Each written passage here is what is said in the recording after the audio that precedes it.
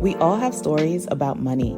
Some are funny, some are embarrassing, others make us cringe, while others leave us empowered. Far too often, these stories are left unshared. Money is such a taboo subject, but quiet as it's kept, our experiences with money are more common than we think. When we share stories, we feel less alone in our experiences, and we discover new strategies for navigating life with money. I'm your host, Melissa Mazard. You're listening to Memories of Money, where our guests reveal their financial secrets and where you will learn practical lessons and principles for a life of financial health and prosperity. Happy New Year, everyone, and welcome back to Memories of Money. In this episode, Asia Dang shares a lot of great stories and perspectives and wisdom about personal finance. Asia is a personal finance content creator who documented her journey on YouTube of paying off $200,000 of debt and becoming debt-free. While Asia has achieved incredible milestones on her financial journey, she's also faced a few tough lessons along the way. Continue listening to hear her honest reflections on tackling debt, building wealth, and the mindset shifts she's experienced. Two of my earliest memories with money.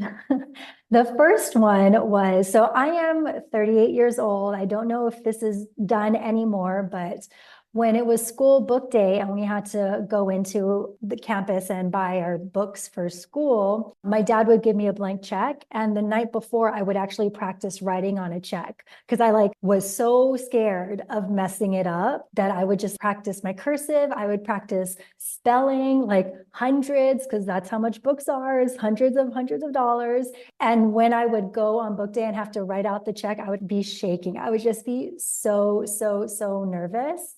And then the second memory was later on in high school, where I was actually working at a law firm as a summer job, and I received my first paycheck. I was so mad because I had, after all the taxes and everything was taken out, I actually had less money than someone who worked less hours than me. I sometimes think about it, even to this day, as it kind of just being like a huge reality check that it did not even occur to me that something like that would happen. But it's just something I remember quite often, actually. I learned zero money management. The only thing I remember being told about money when I was younger was that we just didn't have any, and that we were struggling, and that we would have to file for bankruptcy. Somehow we always got what we needed as children, like for sports or dance or food on the table. So it was really confusing because at one point people are telling me how little money we have, but it didn't seem like we were struggling to the point where it was a problem because we got everything we needed. So it was very confusing. For a very long time, it shaped me in a way where I didn't fully understand money, and I didn't really care about money, and I didn't understand the importance of money. Now, as an adult looking back, I know I can look back and see all the sacrifices my parents and family made for me to make it seem like we were okay. But yeah, I mean, in terms of just not having discussed about budgeting or how much this costs and how much this costs and how much that means my parents have to sacrifice, I valued money very little until I got into trouble. And then I kind of had to relearn what it meant to make money and spend money and all that stuff.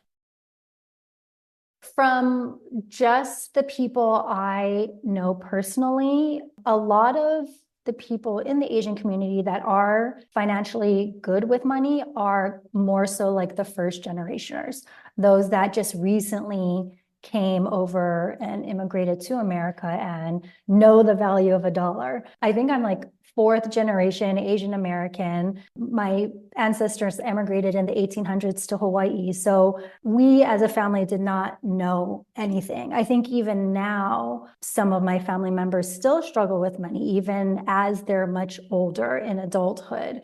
And I know for my family personally, my financial journey woke a lot of them up to getting their financial life together. I mean, I think it's really easy when you don't have money to just think you're never going to have money. And when you struggle with money, to think you're always going to struggle with money. So thankfully, I think I'm probably the first one in my immediate family to kind of break that cycle. And then now, hopefully, moving forward, the generations after that will have a better understanding financially about what needs to be done. So my very first job was actually at the law firm, and I was excited to make money. I mean, when you're in high school, you want to have control of your money. While I was lucky enough to get an allowance, obviously, when you're a teenager, you want to go out and spend money. And yeah, I worked at a law firm, and then I worked at Banana Republic. That was one of my favorite jobs. That was really fun. And even then, like when you're that young making money, you don't really think of the future. You're thinking about, okay, cool, I got my paycheck. Now I can like go shopping, or now I can hang out with my friends. So even though I was making money for the first time in my life, there was still no perception about like how serious that money is. And I would never like pressure any high schooler to be like, yeah, you need to open up a Roth and start investing in that. But that wasn't even like a thought in my mind. I was just looking forward to spending money on food later on. So it's still kind of that thing that maybe if my parents had talked to me about the value of a dollar, I would have understood it sooner, but it took me about 20 years to finally get my life together financially. The moment I decided to get my financial life in order was the moment that I almost had to euthanize my dog. Up until that point, I was in $200,000 of debt. I didn't know that at the time, but I knew I was in debt. I had debt collectors calling me. I had debt collectors calling my grandmother, who co-signed a few of my student loans. And I just thought, I'll get to it when I get to it. I'll always be in debt. It is what it is. I need a roof over my head. Sorry, like I can't help you. But one day I had to rush one of my youngest dog to the vet because he needed emergency surgery, and I could not afford it. There was no way I could personally have afforded the $5,000 vet bill that I needed that day. Fortunately, my now husband was able to, but he was overseas working, and it was a whole fiasco.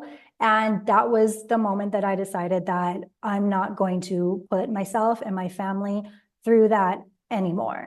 I mean, it really was a life or death situation. And for a lot of people, it's just a dog. But for me, he's my baby, he's my child. And at that point, he was 1 year old. So having to euthanize an otherwise healthy dog because I couldn't afford the care he needed was just not going to happen anymore. So fortunately, he's happy and healthy now, but like a week later, I decided that it was my time to get my financial life in order. I needed to pay off my debt. I needed to finally have some kind of savings, and that started the journey. When I first mentioned to my friend that I wanted to take part in this journey, she actually was the first person to mention to me about Dave Ramsey. And I know Dave Ramsey now is kind of like a weird figure. And while we don't agree on a lot of things, I was there strictly to focus on financial health. She explained to me about his talk show and his book, and I read his book immediately. And the one thing that I really liked about his financial teachings was that it was very straightforward. Everything else I had read up until that point was very confusing to me, and that's probably why I didn't stick to it. With Dave Ramsey, it was the baby steps. 1, save up $1,000 as your mini emergency fund. 2, pay off your debt in the snowball method from least amount of debt to most amount of debt. 3, fully fund your emergency fund. So I was like, I can do that. Cool. It was very easy to me. I did follow his baby steps to a T, but I didn't follow his belief system to a T. Like his idea of not going into a restaurant unless you're working in one, didn't follow that. His belief of not moving in with your significant other until you're married, didn't follow that. So I took what I needed. The baby steps were very easy for me to follow, and it gave me that push I needed because they were very clear steps of achievement. And then everything else I kind of tailored to my lifestyle. I have learned that I work best writing things down. I've tried using apps and I've tried using spreadsheets. And to me, typing on a computer or on a phone just makes the information go into one ear and out the other. Whereas writing on paper is something that I can visually see, and it makes it easy for me to remember what I'm doing. So in order to succeed in my financial goals, I would write them down in various ways. Like I would budget. All my budgeting is done in my physical planner, which some people think I'm crazy, but again, it's just me kind of connecting what I'm spending to my mind. So it's just easier for me to grasp. But for the bigger goals, I had 4 debts. One was a $1,000 credit card. The other was a car loan for $7,000. I think I had my first undergrad student loan for $30,000, and then $100,000 of grad school student loan. So in the avalanche or the snowball method, I'll pay the smallest first. And with those goals, I found that making flowcharts in my planner and setting goals of like $50 here, $20 there, $100 there, and then highlighting them every time I paid that off inspired me to continue on this journey. It's kind of like a game. Like you have to find ways to motivate yourself, because paying off debt especially is really, really hard. And honestly, I feel like I would have given up if I didn't document the whole thing. So I kind of like had that added pressure on myself. But being able to have fun and see, wow, earlier this month, I had this amount of debt and I can see that my page is half highlighted and I'm almost complete with this one goal.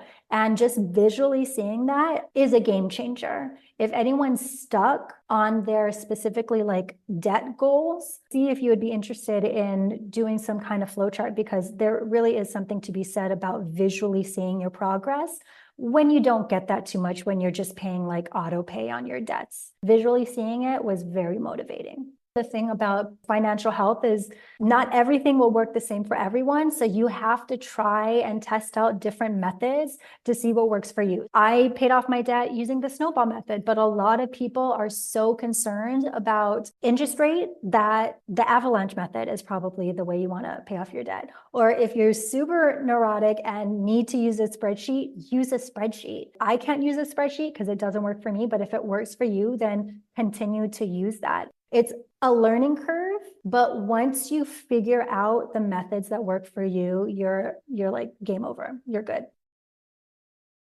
My philosophy on making money has changed drastically over the past few years. When I first started getting out of debt, my philosophy was work as much as you can. It didn't matter what it was. When I was getting out of debt, I think I had like 5 jobs. And I was also younger and I had more energy, and that worked. I mean, it worked because I was able to pay off my debt and it worked. But now, 8 years or so later, my philosophy now is work smarter, not harder. While I will always have a side hustle because social media is just never guaranteed, and I don't want to be in a place where I'm scared with money again, I will always have a side hustle. And now our side hustle is I say ours because it is something that I do with my husband. We rent out our first floor loft that we used to shoot for photo shoots and video shoots. And it doesn't cost us anything. We already pay for rent, and we literally don't have to do anything but hit accept when we have a request. And that's that. And that happens to be the most money I've made from my side hustle ever. And it's me doing the absolute least. Obviously, I'm in a privileged position to do that, but I've also worked hard enough to be able to do that. While that is work smarter and not harder and make money while you sleep is like something that I think of now, I could not have that mentality when I was getting out of debt, because that just would not have happened. Master Plan is the small business that I started actually after I got out of debt. As I said, I used my planner while I was getting out of debt to build my flowcharts and build my budget. And I couldn't find a budget planner that I liked, so I actually had to make one. And it wasn't until after I got out of debt that I realized that other people wanted that planner. So that's how Master Planner came about. It came directly out of the sheets that I made for my myself personally to get out of debt. And we first launched in 2020 with our dated planner. And now we have an undated planner. We have digital planners. We have a wedding planner in Notion and all those things. We are kind of coming to a slow close. One thing I did realize about myself, speaking of the working smarter, not harder, is that I'm just not a small business type of girly. It is a lot of work. And while I appreciate it, and I'm so happy that we've been able to sell so many planners and help women specifically get out of hundreds of thousands of dollars of debt using our planners, we're slowly closing the physical planner aspect of it. We will still have our digital planners and our Notion wedding planner and all that still available, but the physical planner production is coming to a close. For me, what I've learned the most as a small business owner is that you need to prioritize your time. And for me, master plan was taking up too much time and not making me enough money. I still haven't actually pulled a paycheck from master plan in 3 years. So that's just taking me away from other opportunities that I can use to build my nest egg. And yeah, it was a very hard decision to make. It was something that I considered doing last year, but I figured this will be the last official year of the physical planner. My husband wanted to get married much, much sooner, but I just did not want to. I was like, let me pay off my debt first, and then we can talk about it. But also, I'm also not someone that needed to get married. So if we never got married, I would have been okay with that too. But that was a hard line for me. Like, I don't want to be in debt when we get married. My parents are divorced. I am a child of divorce. And one of the major issues, I think, were the finances. I don't remember what the percentage is, but most divorces happen because of financial issues. And to me, I'm also a very independent person. I just thought it was my responsibility. I was the reason that I got myself into this mess. So I was going to get myself out of it. And the whole waiting until marriage thing just seemed like, honestly, the most responsible thing to do, because once you get married, whether you combine your finances or not, financially things get muddy. So if I have a clear line of I'm debt free, you're debt free, let's do this now, it just made more sense to me to do that. And it ended up working out because weddings are expensive and we were able to save for that. And I built those financial tools while paying off that debt to be able to pay for our wedding in cash, basically. After being debt-free, after fully funding a wedding, after fully funding an emergency fund, we decided to buy our very first house. It was just something we thought we had to do. You see homeownership as being the American dream. And we knew we couldn't afford LA. So my husband is from Houston. So we actually decided to make the move to Houston to be able to buy a house, buy a yard for our dogs, and be closer to his family. And that whole process was a mess. It was a complete disaster. All I have to say is, there's a lot of things I have to say, but the first thing I want to say is, when people say you need to save up 20% for a down payment, you need to save up 30%. And whether that all goes to having a down payment or not, you hold some back, that's how much you're going to spend on your house. Whether it's a new build, whether it's a reno, which is what we bought, because I have a personal just like love for older homes. So we knew what we were getting into, but we did not know what we were getting into, really. But that's really what you're going to have to spend. We were fortunate enough to where we were actually saving up 20% for LA homes versus Houston homes. So while I didn't know how much money we would spend on this house, fortunately, we had the money, the extra money to spend on working on this house, but it was just a complete disaster. And for those of you who want to move out of California or New York or some big city and move elsewhere, a lot of people are going to Texas, Georgia, Arizona, Vegas, in order to buy a house. The one thing that I would say to consider before you do that is really understand what you're leaving behind. Yes, California is very, very expensive, but we pay for that. We pay for the beach, we pay for the mountains, we pay for the weather, we pay for the activity, the restaurants, we pay for it all. That's our price. I love Houston. We've been going there for 10 years very often, but I spent 3 months there and I had to leave. Not only politically was the culture not it, but it was just not the same as when I visit. I feel like, honestly, if we had rented for a little while before buying a house in Houston, maybe my perspective would be different, but we didn't. It was a really, really crazy time, and it honestly completely changed my perspective on whether owning a house is right for everyone. And I honestly don't think it's right for us.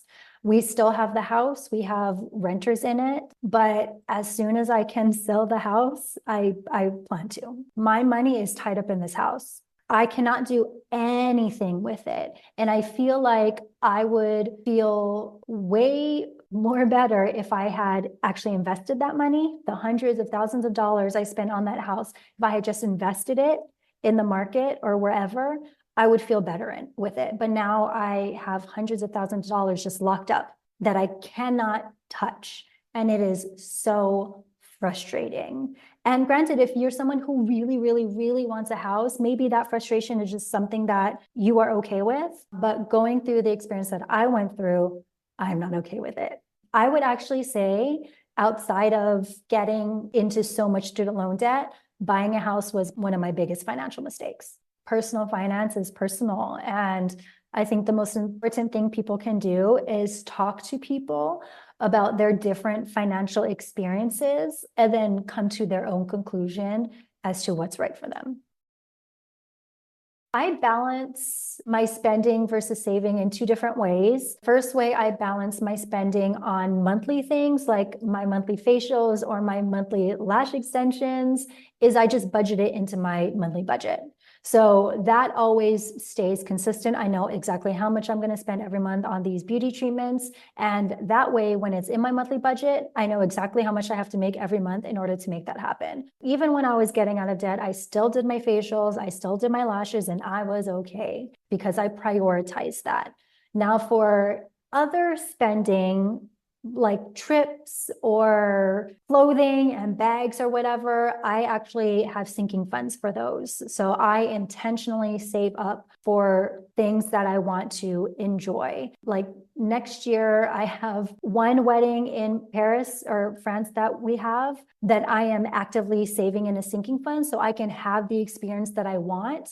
It might not be on a budget, but I am still budgeting for it. Budgeting for it and saving up for a sinking fund is the way that I can feel confident enough to get the best of the best and not feel guilty about it because I saved up for it. And that's what I do with bags or shoes or clothes that I want, or like my more expensive once a year beauty treatments. I save up for those as well. So as long as you do things responsibly, you can have what you want. And in fact, when you do things responsibly, it's a better feeling when you actually spend the money because it's something that you earned. Imagine going on a really expensive vacation and knowing that you don't have to worry about it after. To me, there's no better feeling of finally being able to relax physically and mentally because you're not worried about the credit card bill coming after. I will always, always, always save for trips. I'm currently saving for my 40th birthday, even though it's a few years. We're going to go all out. What that all out is it a trip? Is it a party? I don't know, but we're saving up for it. And that way, when the time comes, I can make a decision as to what I want to do. And financially, I won't be held to doing something that I don't want to do because I can't afford it. The one difference that I see in myself because of my financial journey is my confidence has increased exponentially. I feel like I have always been a confident person, but there is a level of confidence that you reach when you are financially independent that no one can tell you shit. I mean, like even in my marriage, my husband wants to leave. Okay, bye. I can fend for myself. The confidence as a woman, especially as a child of divorce, where you know that you can take care of yourself, and the idea of knowing that you are going to be okay is crazy. The confidence it gives you is crazy. So that's the biggest, that is the biggest thing. And the other thing that I've learned, or I feel like I've grown as a person, is a sense where I can say no. No, I don't want to do that. No, I don't want to spend my money on that. Budgeting has made me reprioritize the things that I think is important. And if it's not important, I'm not going to do it. And I'm definitely not going to spend money on it. You love yourself so much more knowing how hard you worked for a goal. And it's a financial goal. And a lot of people will never, ever experience that feeling. And it makes me feel so, so sad for them, because it is such an incredible feeling when you have your financial life together. It also helps you get your life together in other aspects. And I wish people could just get a taste of that, because if they just got a taste of that, then I know that they would take their finances seriously. Maybe it's just listening to this podcast where it's like, wow, that right there sounds amazing and I need to achieve that, and I will. And that's where those baby steps of like feeling confident, paying off one debt, the other debt, fully funding an emergency fund, saving up for a wedding without being in debt, saving up for a trip without being in debt. Those are the little things that just give you more and more and more confidence. And I hope everyone one day can experience it. I had an epiphany last year. I was watching a video, and the video was basically about this woman saying, I thought I wanted to be a millionaire, but I don't. And for me, I really identified with that, because I am not a millionaire, but I am happy and I am comfortable and I am financially secure. And if I am static for the rest of my life here, I'm happy with that. I feel like people think being financially healthy means that you have to be rich, whatever that is to you.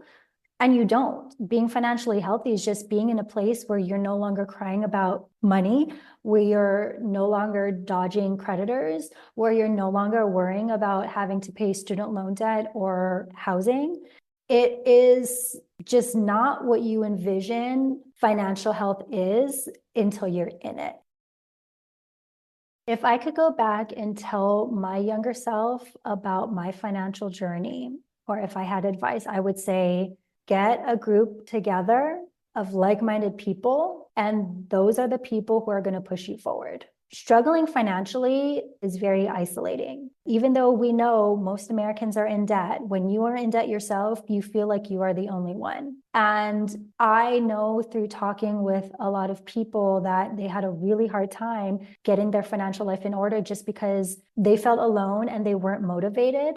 But the moment I asked them if they had kind of a support group and they said no, a light switch went off, and they knew the friend that they could talk to or the parent that they could talk to and share their journey with and share their financial goals. And when I follow up with them months later, they're inspired and they're motivated and they're pushed because they have those people to fall back on. Financial health is a journey. It is not something that happens overnight.